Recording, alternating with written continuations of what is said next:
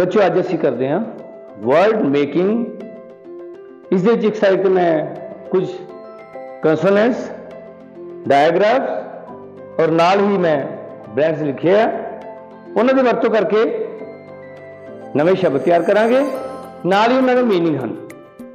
तो जोड़ा शब्द बनता जाएगा उन्होंने मीनिंग बिल्कुल नाल पहले ही लिख रखा है। हम शुरुआत करते हैं आप बी तो।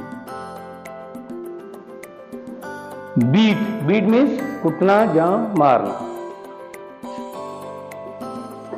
फीट, फीट मीन्स कोई कारनामा, कोई जौहर या कोई दलेरी भरिया काम। हीट, हीट मीन्स गर्मी।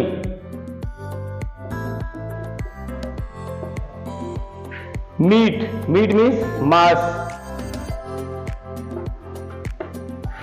नीट, नीट मीन्स साफ, कोई सुथरा जो बिल्कुल सफाई वाला हो। पीट, पीट मीन्स कोला। कोला दो तरह के होंगे हैं कोले, एक होंगे है सख्त हार्ड, एक होंगे है नरम।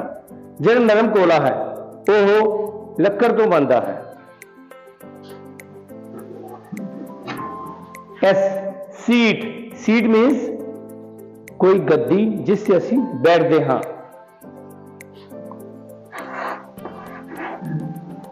चीट, चीट मीन्स धोखा।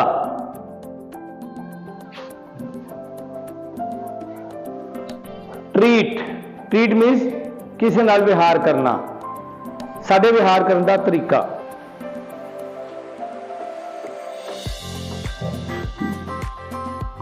वीट, वीट मीन्स कणक जो असी खेतों में बीजते हाँ, जिस नाल असी रोटी बना के खाते हैं।